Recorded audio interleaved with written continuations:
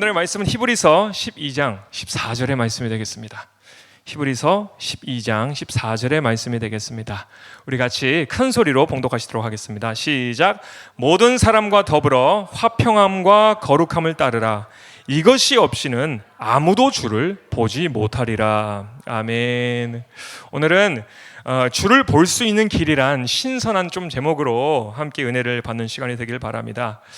우리가 말씀을 들어가기 전에 한 가지의 확실한 명확한 사실에 대해서 각인하고 설교를 우리가 함께 들어가길 바라는데요.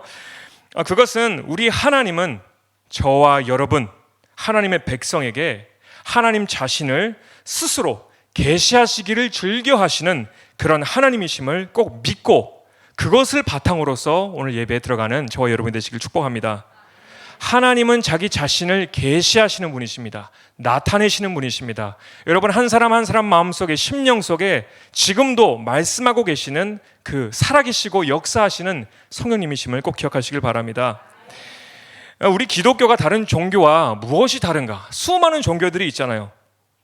바로 하나님께서 하나님 자신을 우리에게 계시한다라는 그 사실이 우리 기독교가 다른 많은 종교들과 달라질 수 있는 그 근본적인 것은 하나님이 우리에게 찾아오신다라는 놀라운 사실입니다. 아멘. 이 세상 종교는요, 신이 저 구름 위에 있는 존재, 볼 수 없고 경험할 수 없는 그런 인물로 만들어 놓습니다. 그래서 그들이 생각하기를 우리 인간이 어떻게 신을 볼 수가 있어? 그는 저 높이 계신 분이기 때문에 우리는 만날 수 없어.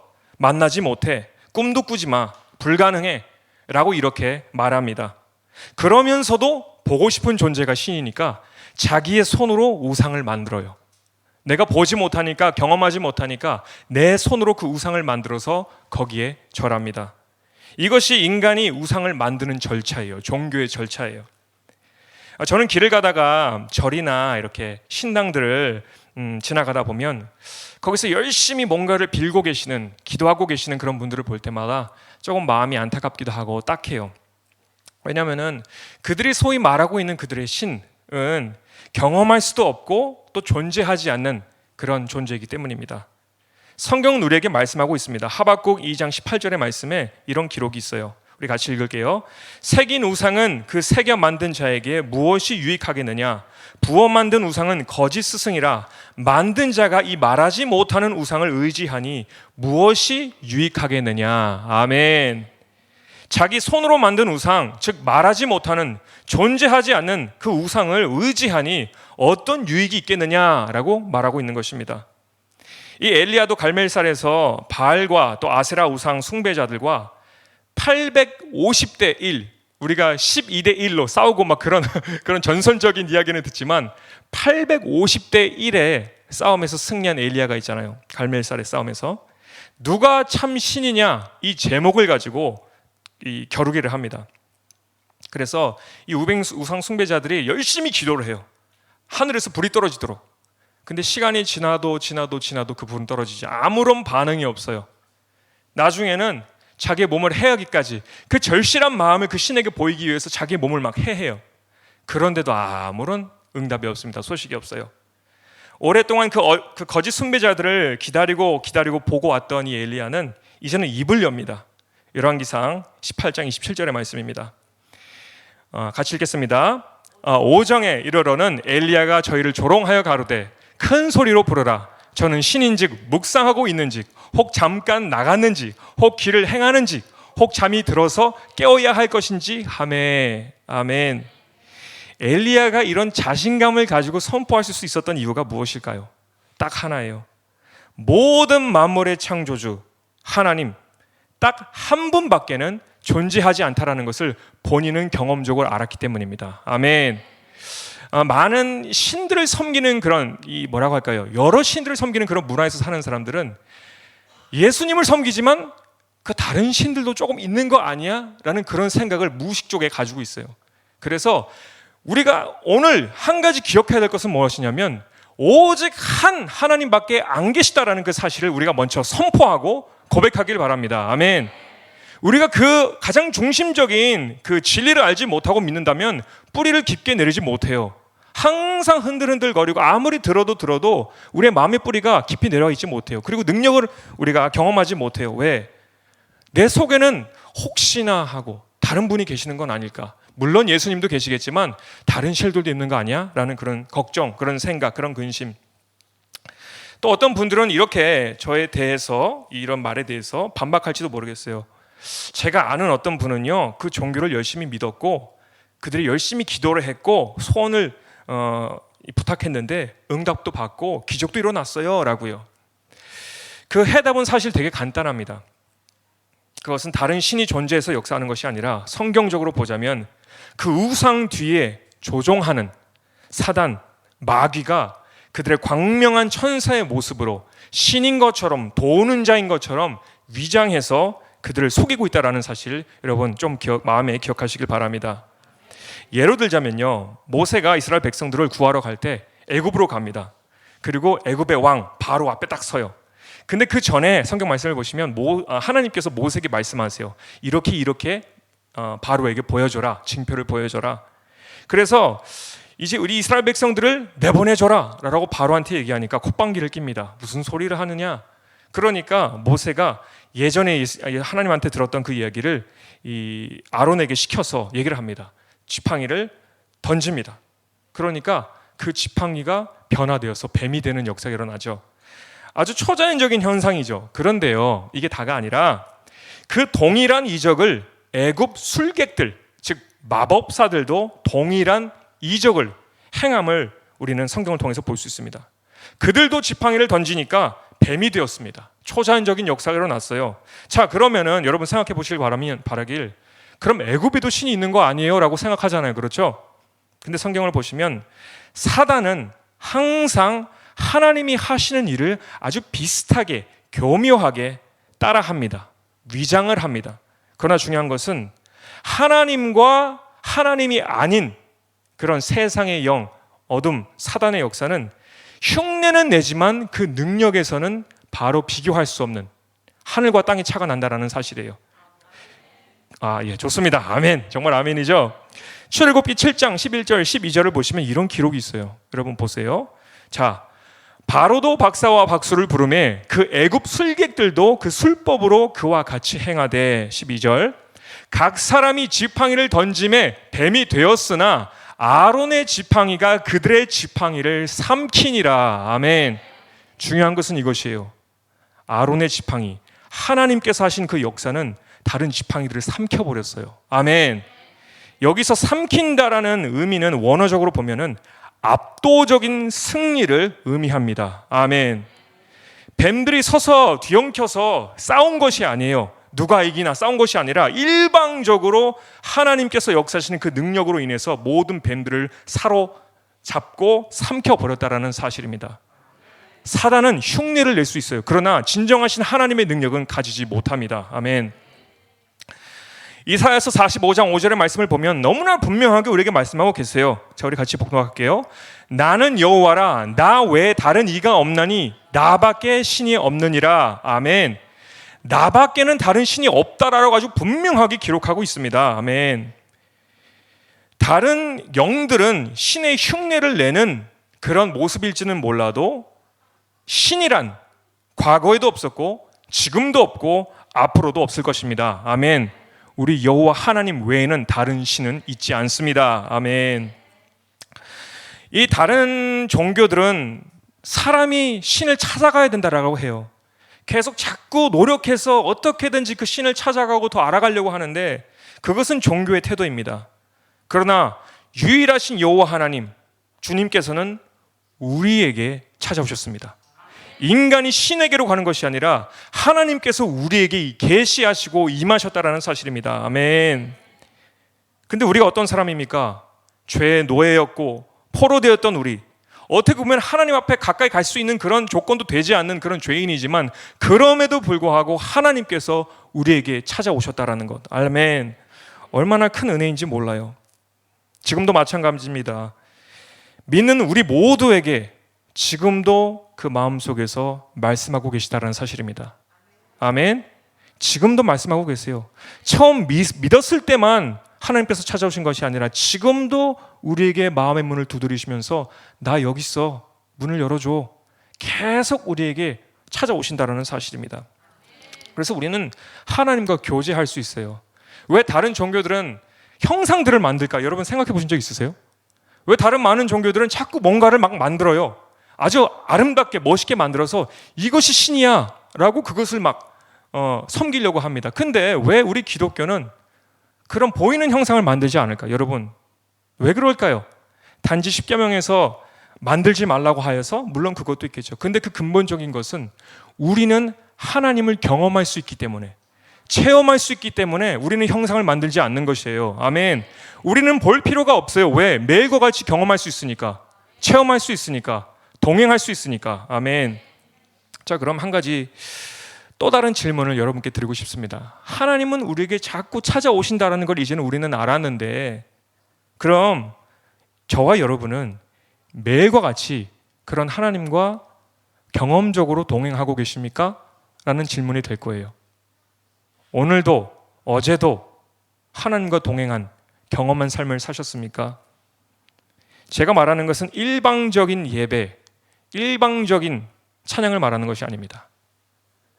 우리가 처음 주님을 믿었을 때, 주님 주의 성령님을 내 안에 모셨을 때, 내 안에서 같이 함께 계시는 것을 알고 하나님의 그 마음을 알려주시고, 내가 때로는 잘못된 선택을 하려고 할 때 마음에 그건 아니야 라고 말씀하시는, 또 내가 하나님께서 기뻐하시는 행동을 하면 막 감동이 되고 눈물이 나고, 처음 주님 믿었을 때 그 감격 있잖아요, 여러분. 아멘? 마치 경험을 안 해보신 분처럼 그렇게 하면 안 되고, 경험해보셨잖아요. 처음 주님 만났을 때 막 왠지 모르게 눈물이 계속 나. 왜일까요? 내 안에 주님이 계시다는 의미 아니겠습니까? 저도 이 초등학교 때 성령 체험은 있었는데, 제가 잘 뒤돌아서 생각해 보면 성령님과 인격적인 그런 만남은 중학교 때였던 것 같아요. 초등학교 때 막 방언도 나왔고 이런 간접적인 체험은 많이 했어요. 그러나 인격적인 내 안에 계신, 내 안에서 역사하시는, 말씀하시는 그런 성령님은 중학교 때였던 걸로 저는 기억을 해요. 마음속에 성령님이 찾아오셔서 저는 그런 감격 중에 있었고요. 우리 모두가 그런 경험하는 그런 감격, 마치 무슨 하늘에 떠 있는 것처럼 그런 행복하고 즐거운 그런 감격. 하루는 중학교 때인데 아침에 딱 일어났어요. 눈을 떴어요. 그리고 속으로 말했어요. 성령님, 좋은 아침입니다. 아주 미국식으로 했어요. Good morning 이러고 딱 성령님. 그러니까 막 갑자기 눈물이 나는 거예요. 막 감격이 되는 거예요. 별것도 아니잖아요, 그죠? 성령님 좋은 아침이에요 라고 그 한마디인데 막 감격이 되는 거예요. 눈물이 나요. 또 하나님께서 기뻐하시는 일을 선택하고 하면 또 막 눈물이 나. 이상한 사람 같아요, 그죠? 근데 경험한 사람들은 알고 계실 거예요. 아멘, 아멘. 그리고 하나님께서 기뻐하지 아니하시는 선택을 하게 되면 막 마음이 너무 무거워. 쌀 한 가마리를 막 위에 얹은 것 같은, 너무 불행, 너무 좀 힘들어. 그러다가 고집 부리다가 나중에는 그래요, 주님 제가 잘못했어요. 다 제 잘못이에요. 제가 잘못된 선택을 했어요 라고 하면 그 짐이 하고 딱 떨어져 나가면서 다시 그 기쁨이 찾아오는. 아멘. 여러분 잘 경험하셨을 겁니다. 바로 옆에 우리 안에 계시는 그 성령님, 어떤 분들은 지금도 그 성령님과 교제하시는 분들도 계실 것이고, 그 교제가 3주 전의 일일 수도 있고 3년 전에 있을 수도 있었고, 또 까마득한 옛 먼 일처럼 추억으로부터 남겨져 있는 모습으로 남겨져 있는 분들도 계실 것입니다. 우리가 하고자 하는 질문은, 분명 하나님은 계시하시는 분이신데, 우리에게 찾아오시는 분이신데 왜 나는 처음 주님을 만났을 때처럼 지금은 경험하고 있지 못하는가? 왜 나는 눈물이 많이 없어졌는가? 왜 감격하지 못하는가를 우리가 물어봐야 되지 않겠습니까? 왜 처음이랑 지금은 나는 너무 상태가 다른 것인가? 그 비결은 오늘 본문 말씀에 있어요. 히브리서 12장 14절 다시 한번 볼까요? 모든 사람과 더불어 화평함과 거룩함을 쫓으라. 이것이 없이는 아무도 주를 보지 못하리라. 아멘.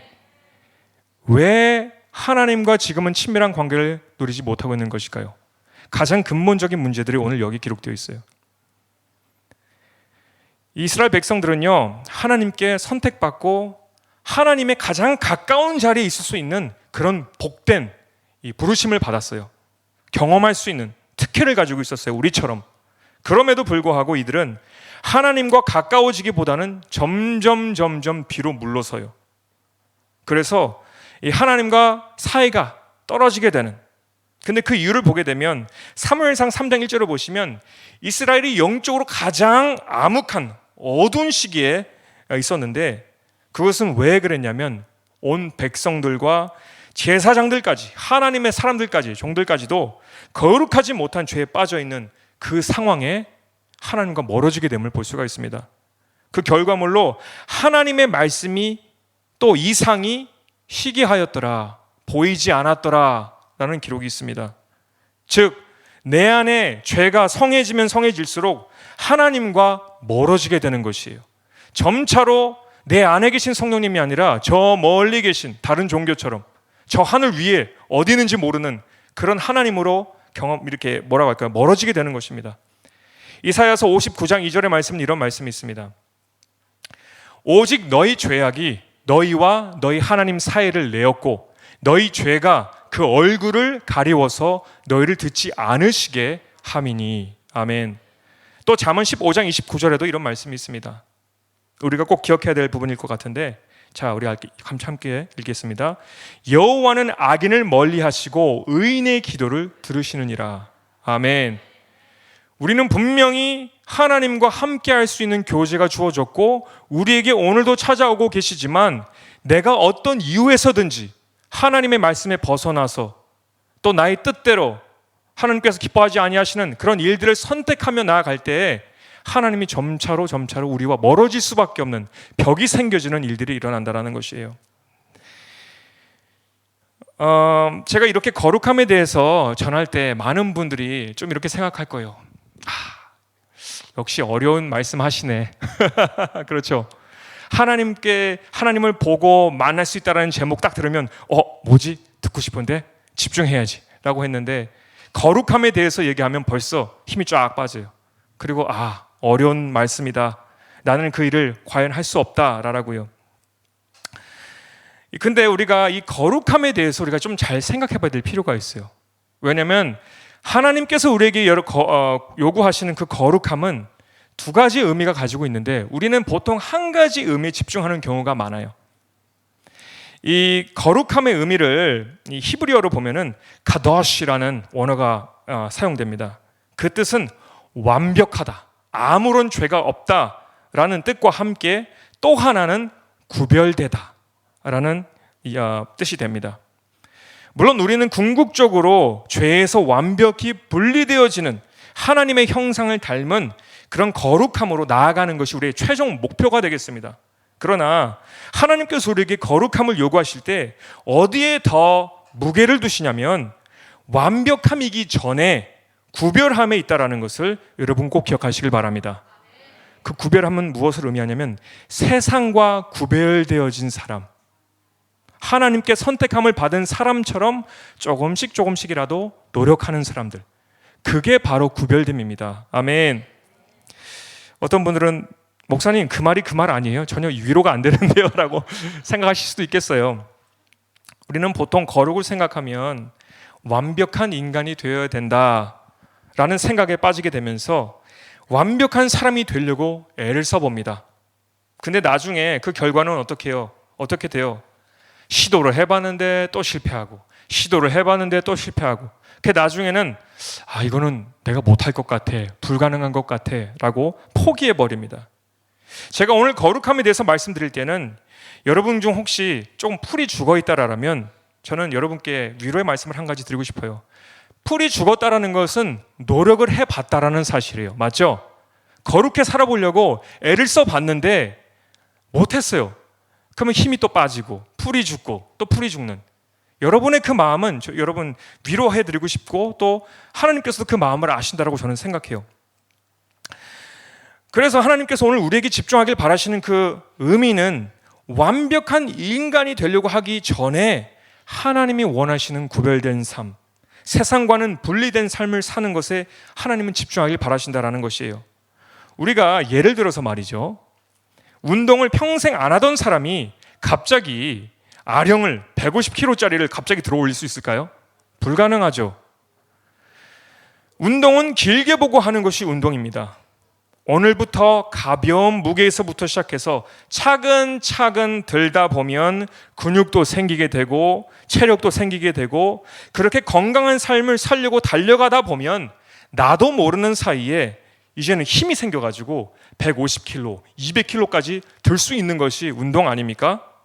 마찬가지로 거룩함을 추구하는 삶, 구별된 삶이란 갑자기 150kg로 들려고 하는 것이 아니라 매일매일과 같이 우리 이 긴 인생 전체를 바라보고 조금씩 아주 작은 것에서부터 거짓말 또는 미워하는 마음 또는 정죄하는 마음, 이런 나쁜 습관들을, 하나님의 백성에 알맞지 않는 그런 내 안에 있는 습관들을 하나씩 하나님의 말씀에 순종시키고 버리는 것이 구별된 백성이다라는 것입니다. 아멘.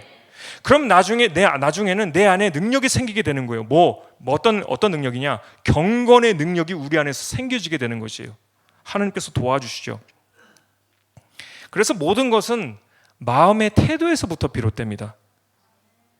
100m 뛰기가 아니라 긴 마라톤이다라고 여러분 생각하시고, 천천히라도 그 마라톤을 향하여서 멈추지 마시고 뒤에라 되돌아보지 마시고 포기하지 마시고 그 결승점을 향하여서 달려가는 저와 여러분이 되시기를 축복합니다.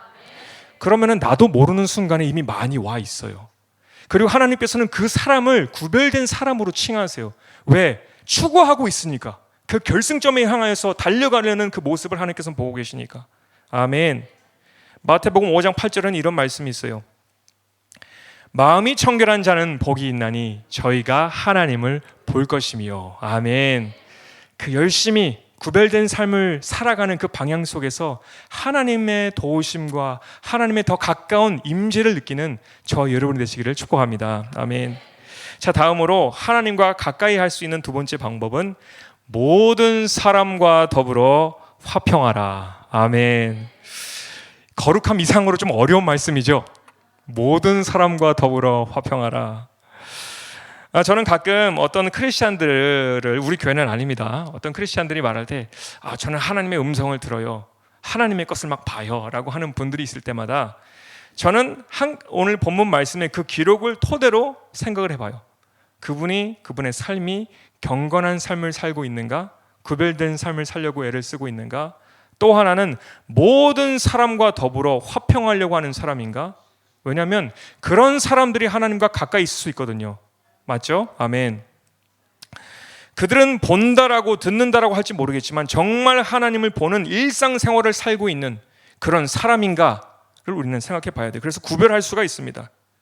정말 하나님과 가까운 관계를 가지고 있는 사람이라면 특히 이 부분, 모든 사람과 더불어 화평한 사람이 되기를 축복합니다. 아멘. 성경은 우리가 하나님과 친밀한 관계를 갖기 위해서는 나와 하나님만의 관계뿐만이 아니라 우리에게 허락하신 모든 관계에서도 영향이 끼치고 있다는 사실 여러분 꼭 기억해 주시면 감사드리겠습니다. 성경은 우리가 하나님께 제사를 드린다 하여도, 예배를 드린다 하여도 형제에게 원망 들을 만한 일이 생각나면 그 제사를 잠시 멈추고 그 형제와 그 원망 받을 것을 해결한 후에 다시 돌아와서 제사하고 예배를 드리라라고 성경은 기록하고 있습니다. 또 부부 관계도 마찬가지예요. 남편이 아내와 해결되지 않은 문제가 있다, 그럼 그 기도가 막힐 것이다 라고 베드로전서 3장 6절에서 7절은 기록하고 있습니다. 근데 이 기록을 듣는 분들 중에는 아내분들이 남편을 보면서 기도 안 된다라고요 아셨죠? 라고 하시는 분들도 있을지 모르겠습니다. 여러분 안 계시겠지만. 근데 중요한 것은 이것이에요. 남편뿐만이 아니라 아내도 마찬가지로 남편과 사이가 안 좋으면 하나님 앞에 나가는 기도가 막히게 됩니다. 왠지 아세요? 남편과 아내는 하나님이 보시기에 분리되어 있는 것이 아니라 한 몸이기 때문이에요. 남편이 기도해서 하나님께서 응답 안 하셨다면 아내가 기도해도 하나님께서는 응답 안 하신다는 거예요. 한 몸이기 때문에. 아멘. 성경적인 사실은 크리스찬이면서도 주위 사람들과 그 관계가 결여될 때에 하나님과의 관계에도 영향을 미치게 되어 있습니다.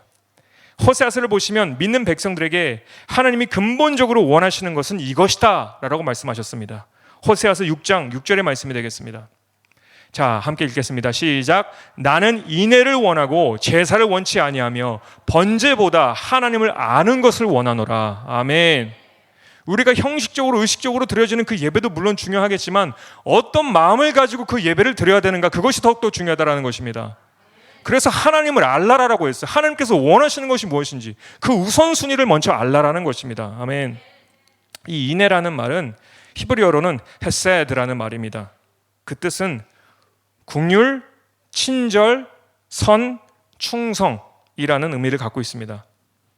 호세아서를 6장 전체적으로 보시게 되면 이 하나님의 백성들인데 말이죠, 형제간에 그 관계 속에서 인애하는 마음이 점차로 사라져서 서로에 대한 긍휼의 마음이 아침 안개와 같이 희미하고 사라지는 것처럼 보인다라고 4절에 기록하고 있습니다. 하나님과의 관계 문제가 아니라 형제간의 관계 문제예요. 그 긍휼이 없고 선이 없고 친절함이 없었다. 이 우리 사회는요, 점차로 하나님의 임재가 희미해지는 이유가 바로 이런 모습들이 아닐까요? 요즘 사회 문화는 자기 중심적인 시대에 우리가 살고 있기 때문에 내가 불편하면 상대방을 손절해버려라, 끊어버려라, 그것이 지혜로운 것처럼 가르치는 그런 시대입니다. 내가 편한 사람들과 나와 마음이 맞는 사람들과 관계를 맺고 다른 사람들에게는 그냥 인사 차례만 하고 그리고 마음을 닫아버리는, 굳게 닫아버리는. 근데 마음 아픈 것은 교회 안에서도 이런 일들이 일어난다는 사실이에요. 강단에서 목사님이나 또 메신저들이 사랑의 메시지를 전하면 사랑해야 됩니다, 사랑해야 됩니다, 용서해야 됩니다 라고 마음속에 그렇게 메시지를 뿌려주시면 보통 우리의 마음속에 이런 생각이 들어요. 하나님, 저 사람이 먼저 내게 와서 용서를 구하면 나도 용서해 보도록 하겠습니다. 또는 나에게 잘해준다라면 나도 그 사람을 잘해주려고 노력해 보겠습니다 라는 반응을 가져요. 자기 중심적인 이기적인 마음속에 그런 반응을 하죠. 근데 우리가 한번 그 모든 생각을 조금 한번 내려놓고 예수님이 저와 여러분에게 보여주셨던 그 인자하심, 그 긍휼, 우리를 화평케 하고자 하시는 그런 마음은 어떤 마음이었는가 우리가 한번 생각해 보길 바랍니다. 만약 예수님이 우리처럼 네가 먼저 내게 용서를 구하면 나도 용서해 줄게, 나에게 충성을 맹세한다라면 나도 너를 내 제자로 삼아줄게, 이렇게 소극적으로 우리를 사랑하셨더라면, 자기 중심적으로 우리를 사랑하셨더라면 잘 생각해 볼게요. 지구상에 구원받는 사람이 과연 몇이나 있을까요? 없겠죠. 왜냐? 우리가 아직도 죄인 되었을 때에 하나님께서는 우리에게 사랑을 베푸셨기 때문에. 아멘. 적극적인 일방적인 사랑으로 우리를 사랑해 주셨기 때문에. 그래서 모든 사람으로 더불어라는 이 히브리서 저자의 기록은 이런 의미가 있어요. 주님께서 우리에게 보여주셨던 그 긍휼, 그 사랑을 베풀어 주셨던 것처럼 우리 또한 그 사람이 어떤 사람이 되었건 간에 그 사람과 좋은 관계를 맺어라. 물론 이럴 때는 있어요. 내가 일방적으로 다가간다라고 받아들여지는 않는 그런 관계 또한 있잖아요. 그죠? 나는 화해를 하고 싶은데 그 사람은 받아들이지 않아. 그럼 내가 어쩔 수는 없는 거예요. 그러나 그 사람에 대해서 자꾸 축복을 하고 인사도 하고 기다려주는 것이죠. 바로 그것이 화평케 하는 사람입니다. 그래서 궁극적으로 이 화평케 하는 사람들이라는 것은 주님과 같은 마음을 품고 있는 사람이 되어야 된다는 사실은 변함이 없습니다. 바로 그 사람들이 주님을 보게 되는 것이에요. 아멘. 지난주 금요일 예배 전에 있었던 일인데 조금 설명을 하는 것이 좋을 것 같아요. 여러분 아시는 분들도 계실 거고 모르시는 분들도 계실 텐데, 제가 금요 예배 때 이 앞에 나와서 이제 인사를 하는데 제가 막 울었어요. 앞에서 성도님들 앞에서. 아시는 분들은 아실 텐데, 근데 어떤 분들은 그 사건에 대해서 크게 해석하시는 분들도 계시고, 그렇기 때문에 조금 제가 설명을 해드릴게요. 그 상황이 어떤 상황이었는지. 제가 이 금요 예배를 준비하다가, 저는 보통 금요 예배를 이 저녁에 하기 때문에 또 저녁 식사는 항상 금식을 하거든요. 예배 전에. 그래서 집에를 안 가요. 그래서 계속 교회에 있어요. 그리고 예배를 준비하는데 그날에는 특별하게 좀 짐이 있었습니다. 그래서 짐을 가지고 먼저 집에 갔다가 짐을 놓고 다시 돌아와야겠다라는 생각을 하고 있었는데 마음속에서 그러는 거예요. 그 짐을 나중에 가져가. 지금 가져가지 마 라는 마음을 계속 주시더라고요. 그래서 무시해버렸어요. 왜냐하면 그건 죄도 아니고 아무것도 아니니까 그냥 가벼운 마음에 그냥 안 갔어요. 갔어요. 갔어요. 근데 가서 문제가 좀 생기게 되었어요. 왜냐하면 우리 아내와 좀 얘기를 하다가 좀 이게 에스컬레이트가 돼가지고 조금 말다툼이 되었어요. 근데 큰 일은 아닌데 우리가 보통 이렇게 어떤 금요일 날도 제가 엉엉 우니까 많은 분들이 이것을 부풀려서 오해하시기를 뭐 큰 일이 있었나 보다, 목사님 사고 치셨나 보다 라고 생각하시는 분들도 계실 텐데 그냥 말싸움 정도였습니다. 근데 제 마음이 되게 힘들었죠. 그리고 그때도 주님께서 더 이상 말하지 마, 여기서 멈춰, 더 말하지 마 라고 자꾸 제 마음속에 마음을 주셨는데 또 이것을 무시했어요. 감정대로 행동하고 내 마음대로 그냥 말을 뱉어버리고. 그래서 나중에 집에 돌아왔습니다. 교회에 돌아왔습니다. 교회 돌아와서 너무 마음이 무겁더라고요. 그래서 우리 아내에게 바로 카톡을 했어요. 욱했는 것 같다, 미안하다, 내가 실수했다 라고 카톡을 하니까 카톡을 하고 또 하나님께도 용서를 구했죠. 하나님 죄송합니다. 제가 예배 전인데 이게 무슨 짓인지 모르겠습니다. 제 정신이 아니었습니다. 용서해 주세요. 그리고 나중에 아내가 교회에 왔어요. 그래서 가서 직접 얼굴 보면서 미안하다, 진짜 내가 잘못했다, 이런 식으로 화해를 다 했습니다. 그러니까 어쩌면 제가 앞에 나와서 사실 금요일 날 고백을 했거든요. 이런 일들이 있었다라고 해서 엉엉 울게 되었는데 어떻게 보면은 제가 예배 있기 전에 모든 일들은 다 해결이 되었었기 때문에 사실은 말할 필요가 없었던 건 아니겠습니까? 우리 아내와도 화해를 했고요, 또 하나님께도 회개를 했으니까 해결이 되었을 텐데 교회 이제 예배가 시작하려고 이제 점점 시간이 가까워지는데 제 마음속에 아까 그 있었던 음성들이 다시 들리는 거예요. 뭐냐면 성도님들 앞에서 다 고백해라, 있었던 일에 대해서 얘기해라 라는 말씀을 주시는 거예요. 근데 마음이 너무 힘든 거예요. 이것을 내가 해야 되는 것은 아는데 고백하라라고 하시니까 점점 시간이 다가오면 다가올수록 해야 되나 말아야 되나, 해야 되나 말아야 되나. 그래서 제가 방송실에 있었는데 그때 이전 도사님이 방송실에 잠깐 들어오시려고 하는데 저 혼자 너무 막 힘들어 이렇게 하고 있으니까 이전 도사님도 하더니 눈치를 보시고 바로 나가시더라고요. 그만큼 저는 그 상황이 너무 힘들었어요. 얘기를 해야 돼 말아야 돼, 해야 돼 말아야 돼, 그러면서 자꾸 변명들을 막 만들어내는 것입니다. 이걸 말한다고 과연 덕이 되는 것일까? 주님 아내에게도 이미 미안하다라고 했잖아요. 용서 구했잖아요. 또 하나님께도 회개했지 않았습니까? 그럼 많은 사람들 앞에서 고백할 필요까지는 없지 않을까요? 라는 자꾸 변명들이 또 다시 한번 내 안에서 생겨나는 것입니다. 근데 그 모든 상황 속에서 제가 한 가지를 생각하게 되었어요. 제가 지금까지 그 상황이 있기 전에 마음속에 자꾸 하나님은 저에게 말씀을 하시는데 무시하고 또 무시하니까 이 큰 사건까지 일어나게 된 것 아닙니까? 그 모든 것을 다 생각해 봤을 때 내가 다시는 이 음성을 무시할 수가 없게 되는 것이에요. 이것은 내가 고백해야겠다. 그리고 마이크 앞에 나와서 딱 고백하는 그 순간에 하나님의 임재, 하나님께서 주시는 그 평안, 내 마음속에서부터 생명수가 터져 나오는 그 은혜, 이런 것을 체험하게 된 것입니다. 아멘. 오늘 제가 눈물이 사실 많은 사람은 아닙니다. 그래서 목사님께서도 울어야 된다. 그리고 목사님께서도 마음이 되게 부드러우신 분이시니까 앞에서도 말씀 전하시면서 막 울잖아요. 나도 그렇게 되고 싶다라는 생각이 있어요. 정말 부드러운 마음의 소유자가 되고 싶다라는 생각을 하면서도 내가 이게 울고 싶다고 되는 건 아니잖아요. 그렇죠? 그리고 막 억지로 우는 것도 사실은 바른 게 아니고. 그래서 나는 왜 이럴까? 나는 감정이 없나? 나는 로봇인가? 라는 생각까지도 했었는데, 근데 제가 그 많은 성도님들 앞에서 그렇게 목을 놓아서 어린아이처럼 울 수 있었던 것은 내 안에 계신 그 하나님의 음성에 순종할 때에 성령님과의 스파크가 다시 한번 싹 하고 일어나는 것입니다. 제가 일부 예배 때도요, 이것은 제가 계획해서가 아니라 막 눈물이 나는 거예요. 근데 온몸이 막 전기가 막 쫙 흐르듯이 느껴지는 게 뭐냐면 역시 내 안에 성령님이 계시구나, 경험할 수 있는 분이구나 라는 것을 체험했기 때문입니다. 여러분, 지금 저한테 지금 또 주시는 마음이 뭐냐면 여러분 안에서도 다 계시다라는 것을 보여주고 계세요. 그리고 항상 그 자리에 계셨어요. 문제는 무엇이냐? 내가 항상 뒷걸음쳐요. 하나님은 항상 그 자리에 계시고 계세요. 만약 데이트하는 것처럼 어디에서 만나요? 라고 하셨어요. 하나님은 계속 나와 계세요. 그리고 계속 기다리고 계세요.